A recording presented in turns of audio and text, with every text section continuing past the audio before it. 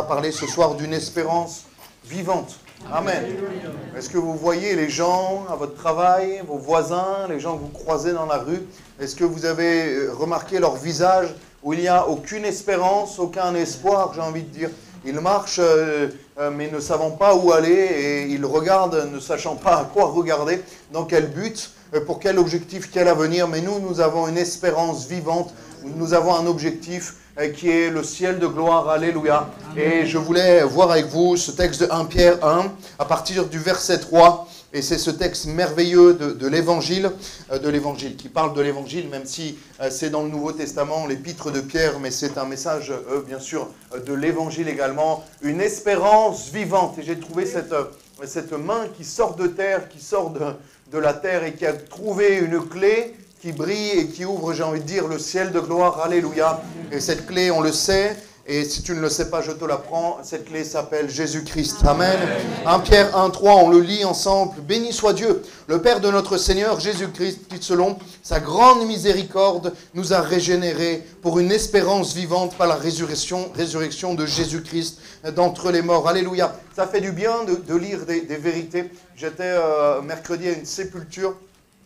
Vendredi, mercredi, ou jeudi, je ne sais plus, mercredi je crois, et c'était une cérémonie laïque, et je faisais des bonds comme ça sur ma chaise en disant que la personne défunt, à savoir mon oncle, veillait sur nous maintenant, qu'il était une bonne étoile, et je faisais des bonds comme ça, ma famille me regardait en regardant ma réaction. Je suis resté sage, parce que c'est quelqu'un qui est bien sûr dans l'ignorance et dont il faut que le Seigneur l'éclaire, mais les gens, les morts ne veillent pas sur nous, celui qui veille sur nous c'est Jésus-Christ de Nazareth, alléluia, pour un héritage qui ne peut ni se corrompre, ni souiller, ni flétrir, lequel vous est réservé dans les cieux, cette espérance.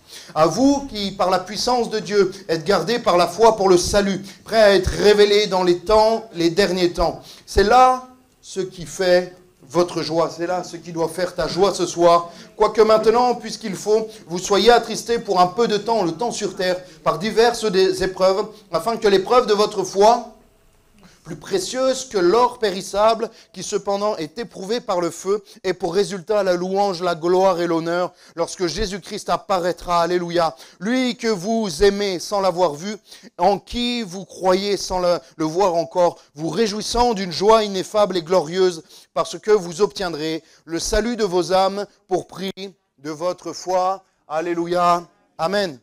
Régénérés pour une espérance vivante. Nous sommes et nous devons être régénérés. Qui a déjà été régénéré par Jésus-Christ? Qui marche en nouveauté de vie? Qui, j'ai envie de dire, a donné un nouveau nom, non pas Léon, Lucien, 14, 13, 12, 11, 10, comme vous voulez, non, mais un nom que Jésus-Christ nous a donné. Il a dit à Pierre, tu es Simon, mais moi je vais t'appeler Pierre, et sur cette pierre je vais bâtir mon église, je vais bâtir l'église. Mais le chef de l'église, ce n'est pas Pierre, ce n'est pas tous les papes, le 267e, je crois, c'est Jésus-Christ. Alléluia. Qui a confié la gestion à quelques ministères dons. Et les ministères dons, tous les ministères dons, ce n'est pas les hommes qui les choisissent, mais Dieu lui-même. Et les hommes les reconnaissent. C'est important dans ces temps où on entend n'importe quoi. Ouvrez la parole de Dieu. Frères et sœurs, amis, ouvrez la parole de Dieu. Vous ne tiendrez pas si vous n'êtes pas enraciné dans la parole de Dieu. Avec tout ce qui se dit, avec tout ce qui se fait, on ne sait même plus si c'est vrai, si c'est faux. C'est pour ça que là, ce soir, je lis ça, ça nourrit mon âme, ça fait du bien. On est sûr de ne pas se tromper en lisant la Bible. On sait que c'est la vérité, on sait qu'elle est parfaite. On sait qu'il n'y a pas d'homme, d'interprétation d'avis humain, de choses comme ça. On sait que elle est pure. La parole de Dieu est pure, elle nourrit notre âme. Lis la Bible. Coupe un peu les réseaux sociaux, TikTok et tout, et lis la parole de Dieu. Coupe un peu YouTube et lis la parole de Dieu. La meilleure des prédications, elle est dans la parole de Dieu. Amen. La meilleure des prédications, vous lisez le Nouveau Testament, vous lisez Pierre, vous lisez l'Épître aux Romains, vous lisez les Corinthiens, vous lisez les Actes des Apôtres, c'est les meilleures prédications. Même Daniel devant le Sanhédrin, Pierre devant le Sanhédrin, toutes ces choses, c'est des prédications merveilleuses. Les béatitudes, le sermon sur la montagne, c'est les meilleures prédications, alléluia. Et vous êtes sûr qu'au moins elles sont parfaites. Amen. Excusez-moi, j'avais besoin de rétablir un peu la vérité.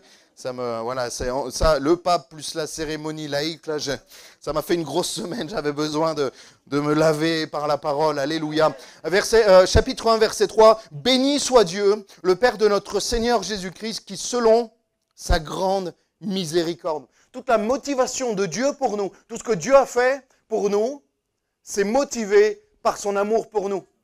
Tu n'apportes rien à Dieu. Dieu n'a pas besoin de toi. Dieu n'est pas incomplet, Dieu est complet. Dieu ne s'ennuie pas dans son ciel de gloire à tel point qu'il voulait les hommes, les femmes pour rigoler un peu, pour patienter, pour avoir de la compagnie. Dieu est suffisant à lui-même. Tout ce qui motive Dieu envers nous, c'est l'amour qu'il a pour nous.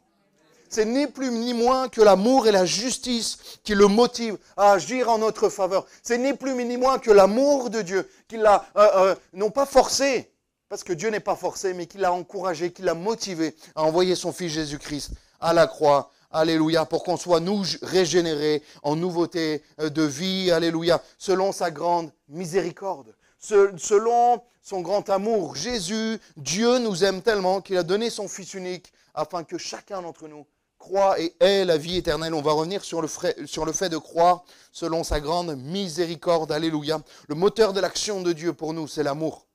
Et ce que je sais, c'est que Jésus t'aime. Alléluia. Est-ce que tu peux dire à ton voisin, ta voisine, est-ce que tu sais que Jésus t'aime?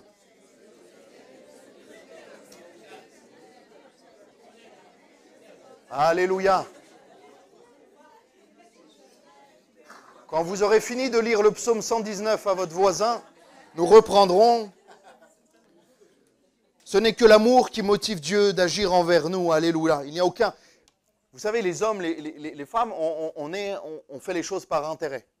Même des fois, même l'amour est intéressé. On attend l'amour en retour. Mais Dieu n'est pas intéressé. Dieu, il nous a aimés le premier avant qu'on l'aime, avant qu'on fasse ne serait-ce quoi que ce soit pour lui. Il nous a aimés en premier. L'amour de Dieu est complètement désintéressé pour lui.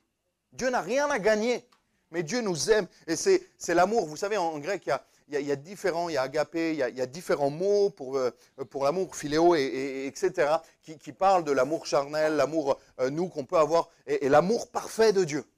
Et l'amour que Dieu a pour nous, c'est l'amour parfait, qui n'attend rien en retour, qui n'est pas intéressé et qui est complètement, entièrement désintéressé et pur, j'ai envie de dire, un amour complètement pur. Verset 1, il nous a régénérés pour une espérance vivante par la résurrection de Jésus-Christ d'entre les morts. Notre espérance, c'est la vie éternelle en Jésus-Christ. Est-ce que tu as une espérance ici-bas sur cette terre? Si tu ne l'as pas ce soir, ça peut devenir l'éternité avec Jésus-Christ. Au travers de son sacrifice à la croix, une espérance, alléluia, non pas morte, mais vivante et bien réelle que nous attendons. Et nous attendons vraiment son retour ou la mort ici-bas. Et c'est pour ça que quand l'un d'entre nous, encore plus les personnes âgées qui naturellement rejoignent le Seigneur, eh ben, il n'y a pas une peine complète et entière. Il y a bien sûr le manque, la séparation, mais on sait qu'on va les retrouver. On sait qu'on va les retrouver, alléluia. C'est pour ça qu'il y a quelque chose de différent. Et c'est pour ça que moi j'avais de l'amertume. Parce que mon oncle que j'ai perdu, je ne suis pas sûr de le retrouver. Parce qu'il a refusé Dieu, refusé l'évangile. Et ce n'est pas parce que c'est mon oncle qui sera sauvé. Chacun doit rendre individuellement des comptes. 60 ans. Comme ça, mort du jour au lendemain. Peut-être que Dieu s'est révélé à lui la veille, l'heure avant, ça j'en sais rien. Et je verrai seulement là-haut. Mais s'il n'a pas accepté Jésus, ça a beau être mon oncle, j'ai beau l'aimer. Il est mort pour l'éternité. Et ça, c'est terrible. Et ce qui est plus terrible, c'est que j'ai envie de vous dire la vérité de l'évangile, pour que vous ne fassiez pas, j'ai envie de dire, la même erreur que lui. Pour que vous puissiez vivre avec Jésus pour l'éternité. Et pour ça, tu dois faire un choix ce soir. Ce soir, vendredi 9 mai, jour d'anniversaire de Delphine. Alléluia, joyeux anniversaire Delphine. Tu dois faire un choix. Alléluia, elle ne s'y attendait pas. Tu dois faire un choix, parce que ton anniversaire ne va rien changer à ton éternité. Mais ce soir, j'ai envie de dire, alléluia, vous n'êtes pas près de la transition. Ça peut être ton anniversaire aussi. Tu le fêteras avec Delphine. Pourquoi? Parce que tu peux naître de nouveau. Amen. Tu peux naître de nouveau, vendredi 9 mai. Tu peux avoir la même date de naissance que Delphine, parce que ça sera ta nouvelle naissance. Tu vas être régénéré. Tu vas être le Samuel 2.0, le Antoine 2.0, la Christina 2.0. Bon, ceux-là, normalement, ils sont sauvés. Mais toi, tu peux mettre ton nom et naître de nouveau, alléluia. Mourir à toi-même. Là, aujourd'hui, meurs à toi-même pour naître de nouveau en Jésus-Christ. Alléluia. Il nous a régénérés par la résurrection de Jésus-Christ. Régénérés par Jésus en sa mort et en sa résurrection. Nous avons la régénération de nos vies. Nous devenons éternels. Celui qui vit en moi ne mourra pas, mais il vivra pour l'éternité. Alléluia. Le seul qui a vaincu la mort nous donne la vie éternelle. Vous savez que même le Coran le reconnaît. On a vu ça avec Karim. Même le reconnaît que Mahomet est mort, mais que Jésus n'est pas mort. Là, je cite juste le Coran. Ce n'est pas mon avis, c'est le Coran. Vous imaginez que même le Coran reconnaît que Issa, le prophète Issa, n'est pas mort. Alléluia. Et moi, je sais qu'il n'est pas un simple prophète, mais qu'il est le Fils de Dieu. Et c'est la seule personne, le seul homme et parfaitement Dieu qui a vaincu la mort. Et c'est celui-là en qui je veux confier ma vie, parce que lui, il est passé par là, et il a vaincu la mort. Alléluia. Donc si tu confies ta vie ce soir en Jésus-Christ, tu vivras pour l'éternité. Et la mort, qu'on appelle la mort, ça va être juste je veux dire, tu vas cligner des yeux et tu vas te réveiller en face de Dieu. Alléluia. Ça sera instantané. Tu seras dans le sein d'Abraham, dans la paix, ou directement dans la Nouvelle Jérusalem, en fonction du timing de ce que Dieu a prévu pour ta vie et pour son retour. Et tu seras pour l'éternité avec lui. Et tu ne mourras plus jamais. Tu vivras pour l'éternité. Plus de maladies, plus de grincements de dents, plus de ligaments croisés antérieurs. Alléluia. Plus de béquilles. Alléluia. Plus de fauteuils roulants, plus d'aveugles, plus de cancer, plus de tumeurs, plus de sclérose en plaques, toutes ces choses-là. On ne pourra même pas dire ces mots-là, je pense là-haut. On ne connaîtra même plus ça, vous imaginez? Problème de genoux, Jacques, il n'y en aura plus. Problème de dos, là, les sœurs, là. Les plus jeunes, là. Quand vous le levez, là. Je vis un peu ça, là. Moi, quand je me lève, il me faut 5-10 minutes pour mettre en route les jambes, là, maintenant. Il n'y aura plus ça au ciel. Alléluia. Ça ne vous donne pas envie tout ça? Et j'ai envie de te dire, c'est complètement fou et inconscient de ta part de ne pas te préparer à ces choses-là. C'est complètement fou et inconscient de ne pas te préparer, comme le dit le Seigneur dans sa parole, prépare-toi à la rencontre de ton Dieu. Et c'est au travers de cette espérance vivante que nous persévérons. Il y a des gens, il faut toujours une motivation pour persévérer. Amen. Il faut toujours pour persévérer, il faut une motivation. C'est vrai ou pas? Est-ce qu'il y en a qui vont au travail bénévolement? Tu es bénévole? Je vais t'embaucher à l'église, je te donnerai autant alors. Ce qui nous motive, il faut réaliser qu'on a toujours une motivation pour persévérer. Il faut avoir une motivation. Quand on travaille, on a un salaire à la fin du mois, qu'on aime notre travail ou pas. C'est important de le réaliser. Et nous, notre persévérance, elle est basée sur notre espérance, qui est là-haut dans le ciel, alléluia, avec les rétributions, le salaire que Dieu va nous donner. On n'en parle pas souvent ici parce qu'on ne fait pas les choses comme ça pour ça, mais vous savez qu'on va avoir un salaire dans le ciel. Vous savez que ce qu'on a fait, les bonnes œuvres, on n'est pas sauvé par les œuvres. Hein. Surtout en ce moment, il faut le clarifier parce qu'on n'est pas sauvé par les œuvres. On est sauvé par quoi? La foi, la grâce, mais la foi au travers de la grâce. Mais au travers de ça, une fois qu'on est sauvé, après on aura des rétributions dans le ciel, alléluia. Jésus va dire à Pierre, ce que tu fais là, tu vas le retrouver au centuple, fois 100. Il n'y a aucune banque qui fait ça, fois 100 d'intérêt, ça n'existe pas. Mais la banque du ciel, elle le fait, alléluia. On va avoir une rétribution céleste, des couronnes glorieuses, ça va être merveilleux, alléluia. Avec le Seigneur, c'est l'espérance de la vie éternelle. Partie 2 que je voulais voir avec vous, c'est un héritage. Verset 4, pour un héritage qui ne se peut ni corrompre, ni souiller, ni flétrir, lequel vous est réservé dans les cieux. Les héritages qu'on a ici-bas, peuvent se détériorer, les maisons s'abîmer, les voitures se rouiller. Mais l'héritage que nous avons dans le ciel, lui, ne bouge pas. Alléluia, il sera le même.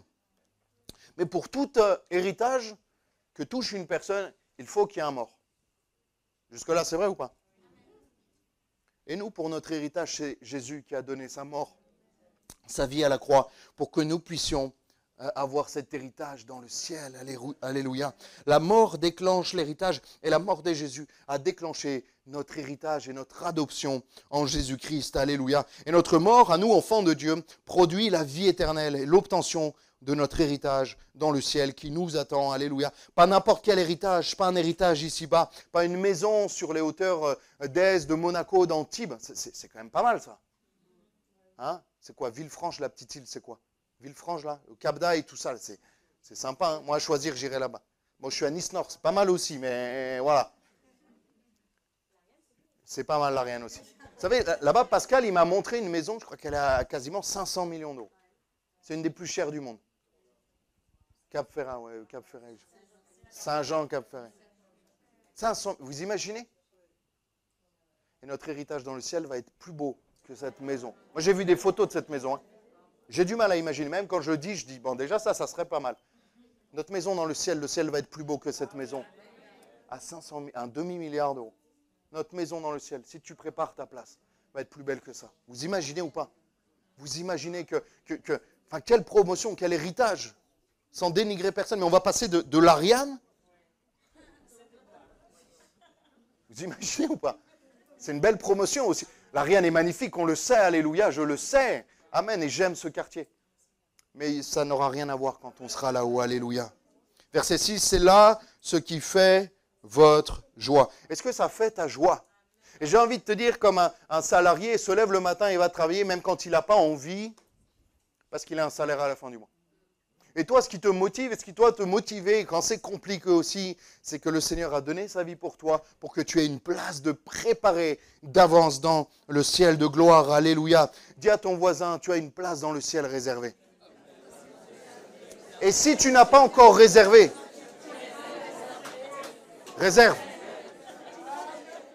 L'agence immobilière du ciel, des anges, ou c'est pas la Riviera Immobilier, c'est le ciel, Jérusalem Immobilier, New Jérusalem Immobilier. Elle est toujours ouverte. Il y a encore des maisons. Et c'est complètement illogique. Elles sont gratuites. Elles valent des millions, elles valent plus que celle qui coûte 500 millions d'euros, et elle est gratuite. Et toi, tu n'es pas inscrit. Excusez-moi, il n'y a pas de logique. Seigneur, tu as gardé une place, les plus belles maisons du monde, pour l'éternité, sans loyer, sans charge de copro. Ça pique les charges de copro des fois. À Nice, elles piquent. Hein. Il n'y aura pas ça. Pas de fuite dans le toit. Pas de... Et toi, tu n'as pas encore signé. Est-ce que tu me permets de te dire que je ne comprends pas? Que ce n'est pas logique? Parce que le Seigneur a tout fait pour toi. Tu as juste à signer en bas. Tu as juste à donner ta vie, à dire Seigneur, je m'abandonne. Je te demande pardon pour mes péchés. Je veux vivre éternellement avec toi. Je veux te mettre en premier dans ma vie. Alléluia. Et tu hérites dans le ciel, alléluia. C'est tellement beau, c'est tellement merveilleux. C'est pour ça que les chrétiens ne doivent pas être inquiets comme les autres personnes. Pourquoi? Parce que leur éternité est assurée et que même si leur vie s'arrête ici-bas, ils gagnent encore plus vite, j'ai envie de dire. Ils y vont directement. Verset 5, à vous qui par la puissance de Dieu êtes gardés par la foi pour le salut, prêts à être révélés dans les derniers temps. Être gardés par la foi pour le salut. Ce qui déclenche ta maison dans le ciel, j'ai envie de dire, ton salut, ta vie éternelle, c'est la foi. Mais pas une petite foi, pas juste croire comme Judas croyait, comme Pharaon croyait, comme les démons croient. La Bible nous dit, les démons croient et ils tremblent. Il y a plein de théologiens qui croient en Jésus. Il y a plein de bouddhistes, de musulmans qui croient en Jésus. Il a une place importante dans le Coran, dans l'islam, je l'ai dit. Mais il faut que tu crois qu'il est le Fils de Dieu. Il faut que tu crois qu'il est mort sur la croix pour tes péchés. Il faut que tu crois et que tu le mettes à la première place dans ta vie. Le mot grec de Jean 3,16, c'est pistéo.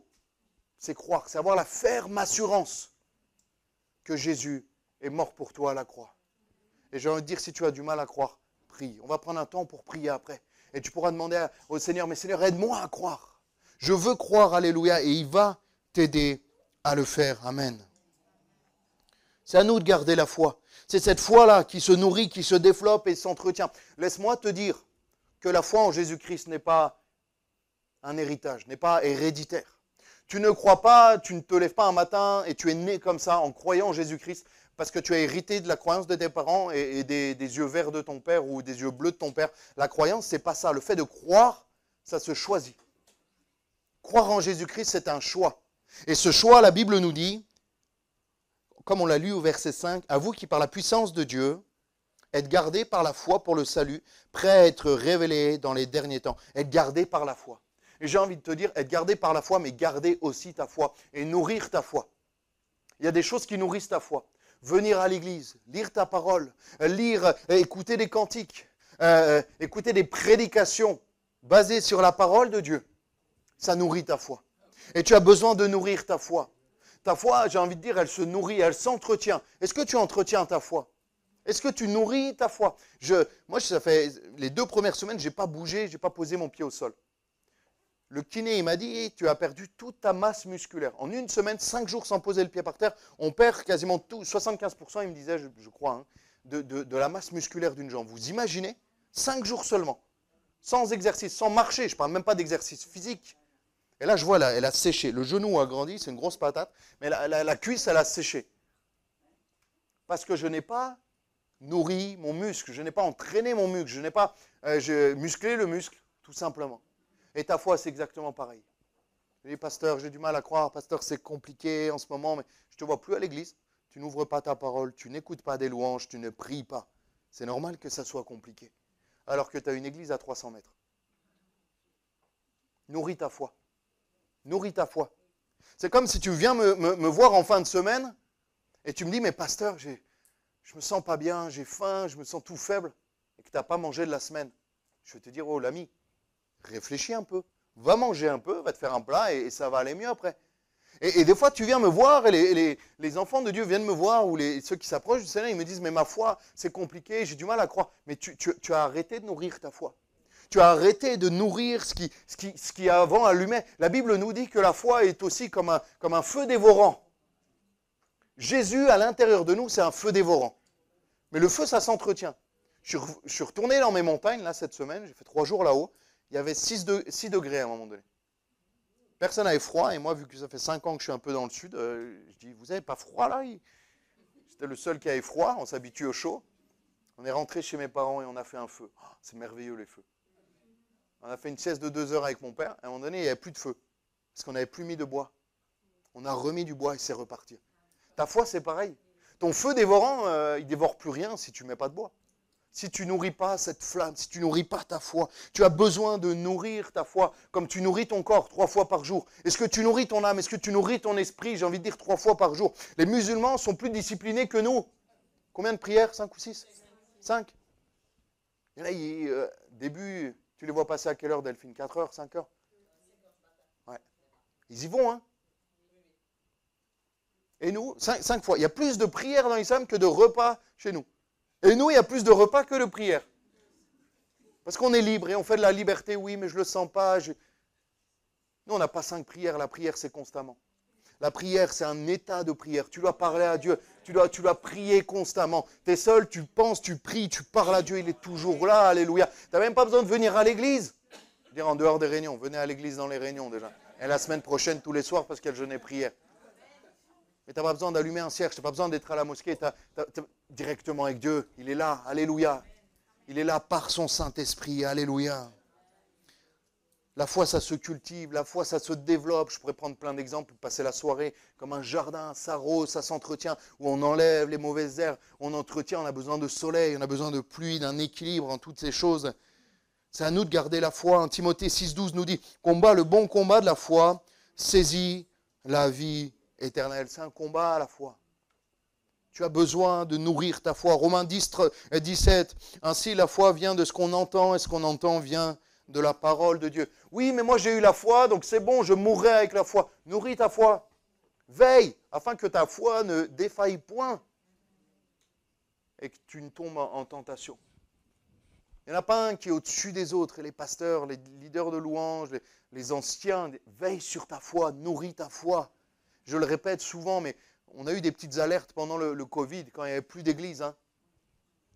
Ça faisait peur, hein, des fois. Hein. Moi, ça m'a fait peur. Personnellement, pour ma vie, pour ma foi, j'ai eu peur. J'ai besoin de l'église locale. J'ai besoin de cette nourriture spirituelle. J'ai besoin de la présence de Dieu. J'ai besoin de la lecture de la parole. J'ai besoin des chants. J'ai besoin des cantiques. J'ai besoin que ça nourrisse mon âme. Alléluia. J'ai besoin d'écouter des prédications qui vont me faire du bien, qui vont nourrir mon âme. Alléluia. Ça, vous êtes toujours là? Amen. Moi aussi, je suis toujours là. Ça tombe bien. Aimer et croire sans l'avoir vu. Et je vais terminer avec ça. Après, on ne prendra pas de chant. Il y aura juste Joseph qui viendra au piano. Parce que quand on reprend des chants, des fois, vous avez du mal un peu à prier. Donc, on va juste faire un fond de piano et on va prier. On va chercher la face de Dieu ensemble. Aimer et croire sans l'avoir vu. Verset 8. Lui que vous aimez sans l'avoir vu. Prenez vos Bibles à l'église. C'est bien d'avoir vos Bibles, hein, les frères. Soyez les chrétiens de Béret. Hein. Vérifiez ce qu'on dit. Vérifiez ce que je dis. Hein. Ne me croyez pas. Hein. Croyez la parole de Dieu. Hein. C'est dangereux quand on croit un homme et qu'on ne vérifie pas. Soyez des chrétiens de Béret. Hein. Et venez me poser des questions. Ça, tu as dit ça. Mais... Puis des fois même, je peux me tromper. L'autre fois, j'ai confondu Moïse et Noé dans une phrase. Bon, ce n'était pas en prédication. Mais venez me voir et ayez votre Bible en papier. C'est bien le téléphone. Mais si tu es comme moi, tu as 3 notifs. Tu finis sur Instagram, sur TikTok et tu ne sais même plus la référence du truc. Des bonnes Bibles, là, bien usées. Là, alléluia. Hein, des Bibles. Moi, j'en ai une toujours à l'église. Donc c'est bien. Je disais quoi? Verset 8. Lui que vous aimez sans l'avoir vu, en qui vous croyez sans le voir encore, vous réjouissant d'une joie ineffable et glorieuse. Alléluia. Verset 9. Parce que vous obtiendrez le salut de vos âmes pour le prix de votre foi. C'est par la foi que tu vas être sauvé, pas par tes œuvres, pas par ton baptême, pas par ta dîme, pas par tes offrandes. Bon, donne-le, c'est une obéissance à Dieu. Hein? Mais tu vas être sauvé par la foi en Jésus-Christ. Et ta foi va t'amener à la repentance, et la repentance va faire de toi un enfant de Dieu. Alléluia. Aimer sans l'avoir vu et croire sans le voir encore, comme le vent. Personne n'a jamais vu le vent. Mais on voit l'effet du vent, on sent l'effet du vent. Excusez-moi, mais si tu ne sens pas la présence de Dieu, comme des moments comme vendredi dernier, ou des moments comme les jeûnes et prières, et je vous annonce déjà, je pense que ça vient de Dieu, que ce jeûne et prière va être aussi bon que les autres, voire meilleur. Alléluia. C'est qu'il y a un problème. Si tu ne ressens pas la présence de Dieu, c'est qu'il y a un problème. Tu dois le sentir comme quand tu sors dehors et tu sens les gouttes. Mais elles, on les voit. Mais le vent, tu ne le vois pas, mais tu sens. Tu vois les arbres bouger, des fois ils sifflent. Des fois on entend le vent, mais on ne le voit pas. Moi, je n'ai jamais vu le vent. Quelqu'un a déjà vu le vent? Vous montrerez, vous m'enverrez des photos du vent. Et vous viendrez à l'imposition des mains avant. Et après, vous m'enverrez vos photos. Mais on voit les effets du vent. Et c'est exactement pareil avec le Seigneur. Très peu ont eu la grâce de voir le Seigneur. Déjà, on ne peut pas le voir comme il est, mais des apparitions, des lumières, des voix, très peu l'ont vu. Mais j'ai envie de dire, ce n'est pas grave si tu n'as pas vu Jésus. Parce qu'il faut croire même sans voir. La Bible nous dit, heureux ceux qui auront cru sans l'avoir vu. Alléluia.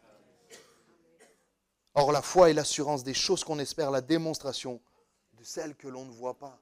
Ça se choisit, la foi. Si Jésus était là, il venait là, il prêcherait, je m'asseyerais derrière, devant, je ne sais pas, je me mettrais tranquillement. Ça ne serait plus la foi. La foi, c'est quand on croit alors qu'on n'a pas vu encore. Qu'on décide. Avant même de vivre quelque chose, on décide de croire. La foi, mon frère, ma soeur, mon ami, ce soir, je vais inviter Josias à revenir. La foi est un choix. Aimer Jésus et croire en lui procure la réjouissance d'une joie parfaite et glorieuse. Pourquoi? Parce que vous obtiendrez le salut de vos âmes pour prix de votre foi. Alléluia. Et j'ai envie de dire, quand tu es enfant de Dieu, quand tu es sauvé, tu as la paix dans ton cœur. Tu as la paix dans ton cœur. Je parle pas des épreuves qui momentanément peuvent t'enlever la paix. Momentanément, tu peux être troublé. Mais un enfant de Dieu a une paix, alléluia. Et si tu ne l'as pas, on priera pour toi pour que tu l'aies. Un enfant de Dieu a l'assurance de son salut. Il n'y a aucune religion, aucun livre dit saint, parce qu'il n'y en a qu'un qui soit saint, c'est la parole de Dieu, la Bible, mais qui donne l'assurance du salut. Aucun. Je veux dire, nous sommes les seuls, mais Dieu est le seul qui donne l'assurance du salut. Si tu as la foi et le pardon de tes péchés, alléluia. Foi en Jésus plus repentance égale salut de ton âme. Alléluia. Le salaire du péché, c'est la mort. Mais le don gratuit de Jésus-Christ, c'est la vie éternelle. Alléluia. Le salaire du péché, c'est la mort. Mon ami, ce soir, si tu n'es pas en Jésus, tu es condamné. Tu es condamné. La justice divine t'a condamné. Il y a une ordonnance, il y a un avis sur ta vie. Tu es condamné. Si Jésus revient là, tu es condamné pour l'éternité. Tu es mort éternellement. J'ai parlé des cadeaux, des maisons de Saint-Jean-Cap-Ferret, là, tout ce que vous voulez. Mais autant le paradis est une réalité, l'enfer l'est tout autant. Et là, c'est la mort éternelle. Tu mourras éternellement dans d'atroces souffrances, dans le feu, dans les grincements de dents, dans les cris, la Bible nous dit, et des souffrances, des tourments éternels. J'aimerais vous dire qu'on aille tous au ciel et on se réjouirait, on prendrait des chants de réjouissance, on danserait. Franchement, mais Dieu a décidé autrement et nous n'avons pas à discuter des choix de Dieu. Dieu est souverain, Dieu est tout-puissant. Dieu fait ce qu'il veut, comme il veut, quand il veut. Et Dieu a établi une chose parce qu'il est juste. Le paradis et l'enfer. Laisse-moi te dire que si tu n'es pas en Jésus-Christ, tu es condamné à mort. Tu peux mettre ton nom de famille, ta date de naissance, ton lieu de naissance. Et à côté, tu mets condamné à mort pour l'éternité. Ça, c'est la justice de Dieu. C'est écrit d'avance. Mais gloire soit rendue au Seigneur. Parce que quand on s'abandonne à lui, Jésus prend cette feuille, il la déchire en deux. Là où avant tu devais rendre des comptes devant Dieu, toi qui es en Jésus-Christ, Jésus sera là au ciel avec toi. Il va te dire, le petit Samuel, je le connais, c'est mon enfant. Et Dieu va dire, s'il est avec toi, c'est bon. Je le laisse passer dans le ciel de gloire. Mais si tu n'as pas Jésus-Christ, tu seras tout seul. Il y aura un tribunal, un pupitre encore plus beau, plus grand que le mien. Et Dieu va dire, mais toi, Fabien, où est Jésus? Et si tu n'as pas Jésus, tu devras répondre de tes péchés. Et il n'y aura personne pour les pardonner. Tu seras coupable, tu n'auras pas d'avocat. Personne ne te défendra parce que tu seras indéfendable. Et j'ai envie de te dire, toi encore plus que les autres qui entends la parole de Dieu ce soir, toi qui sur YouTube entends l'évangile, toi qui connais les choses de Dieu, toi qui as la parole de Dieu, la vérité chez toi, tu n'as aucune excuse. Tu pourras bégayer, tu pourras sortir. Oui, mais moi j'ai eu une enfance difficile. À un moment donné, Dieu va prendre son marteau. Je suis désolé de te le dire. Et Dieu va taper. Et sa décision sera irrévocable. Et tu seras condamné à mort pour l'éternité. Tu as le droit de ne pas être d'accord avec moi, mais ce que je dis, ce n'est pas de moi, c'est de la parole de Dieu. Et c'est une vérité. Et c'est parce que je t'aime, et parce que Dieu t'aime encore plus que moi, que je dois te dire la vérité pour que tu fasses le bon choix ce soir. Parce que la vérité vous affranchira. Jésus-Christ veut t'affranchir, de sortir de ton péché, que tu arrêtes ce soir et on va prier. Et on va fermer nos yeux et on va demander au Seigneur sa grâce.